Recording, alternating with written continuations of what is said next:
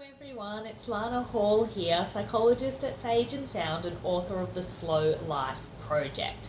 Doing a book review today on How Champions Think by Dr. Bob Rotella.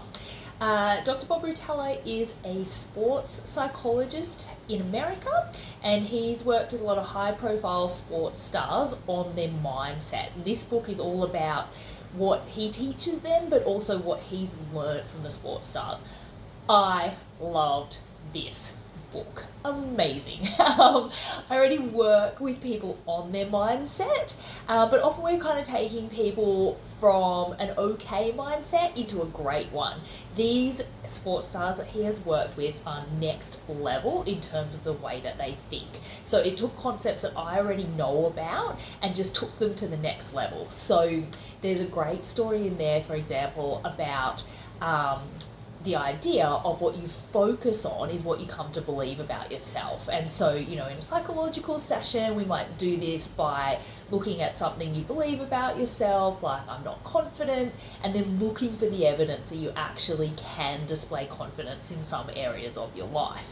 The athletes in Bob's book just have next leveled that up.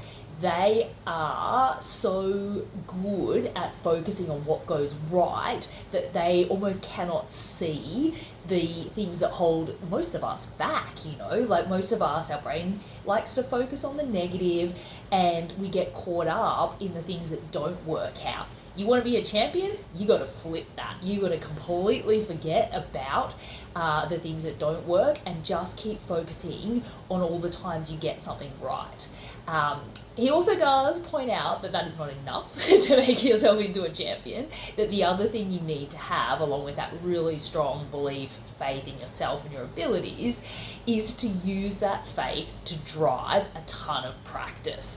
And he's a sports psychologist. All the examples in this book come primarily from sports. He's done some work with business. It's not really focused on in the book. And if there was one teeny tiny thing that I would like to see in this book, it would be how do you apply it in a non-sports setting?